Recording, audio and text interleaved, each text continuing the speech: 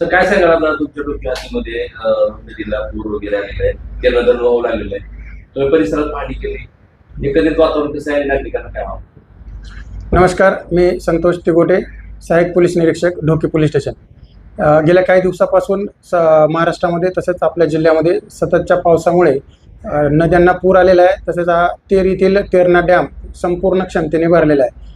तरी माझी Dhoki police station हद्दीतील सर्व नागरिकांना तसेच डॅमच्या आजूबाजूच्या सर्व नागरिकांना माझं आव्हान आहे, कोणीही तेरणा डॅमवरती फोटो काढण्यासाठी किंवा सेल्फी काढण्यासाठी जाऊ नका.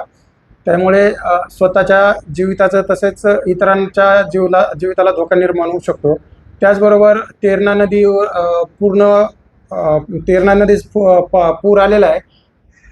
पुलावरून पाणी जातेवेळी नागरिकांनी वाहने घेऊन जायचं नाही. त्याचबरोबर बऱ्याच ठिकाणी नदीमध्ये आपल्या गाड्या धुताना चे फोटो आम्हाला प्राप्त होत आहेत. तरी नागरिकांना माझी सूचना आहे, कोणीही नदीच्या पाण्यामध्ये आपापली वाहने धुवू नका.